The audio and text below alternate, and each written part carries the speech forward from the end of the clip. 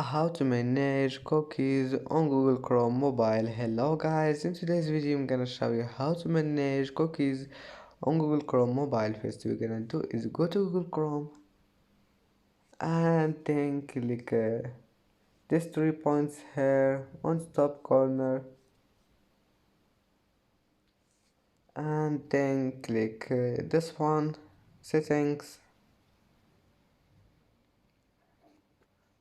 and now go down until you find this one, site settings. Click on it and then click cookies here, and now you can manage it to anything you want, allow cookies or anything you want, and then just go back and it will be saved. And that's it. Don't forget like and subscribe, and see you in the next video.